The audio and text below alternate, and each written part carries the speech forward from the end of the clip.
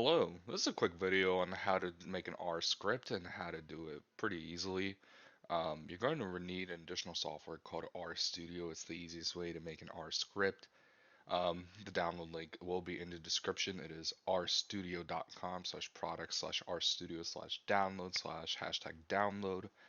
It's going to take you to this page. What you're going to do is you're going to want to click RStudio Desktop, the free version, hit download. And then it detected for me that it was Windows, so you would hit Windows. If you have a Mac, you would just download the Mac version. You would download that and you would install it. And then once you go to launch it, you're going to notice, just to clarify really quick, when I go down to R, right here, you might notice you might have an R kind of like this, or RStudio. What you want to edit in is RStudio. Professor Fernando was working with the console, which was directly through his program R. But in order to make an R script, you're going to want to go through RStudio. So I'm going to click that, bring it over. It'll just be like this. What you're going to want to do is you're going to want to make a folder for each assignment. At least that is my recommendation. So to do that, you're going to want to go to File, New Project, and then if you already made the folder, you would click Existing Directory. If you're going to make a new folder, you would hit New Directory. I'm going to use exercise 1, the very first assignment in the class, just as a demonstration purpose. Since the folder is already made, I'm going to hit existing directory, and I'm just going to browse to it.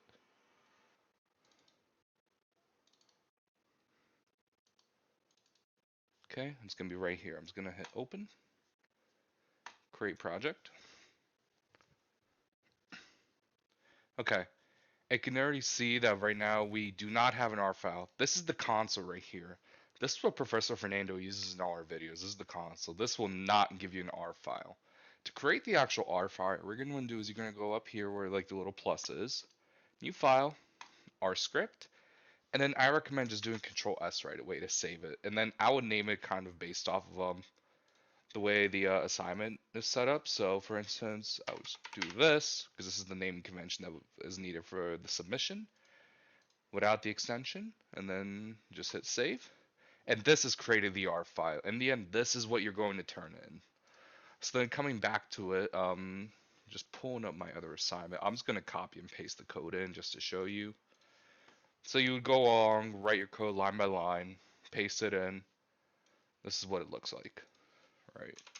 And then each time, once you finish writing your code, you're going to want to hit either the save button, or in my case, I was just like doing Control S. And then in order to execute your R code each time, so the equivalent of typing out an individual command down here in the R terminal/console and hitting enter, is here you just hit source, and then this runs, what's it called, your code.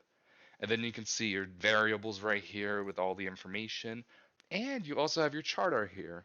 In order to export your chart for the assignment, you're going to want to hit export, save as image, and then it's already going to be in the same directory or folder that you already made. You would just name it and hit save.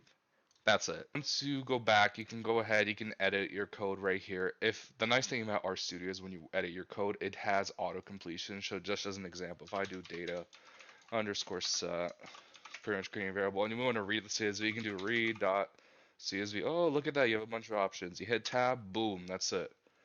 You do your quotes, and then you do, for instance, if you want to read the CSV file, what was it called? Bookpages.csv. So I'll do bookpages.csv. Control S, source it, done. That's it. That's how you use RStudio. Hopefully this helps.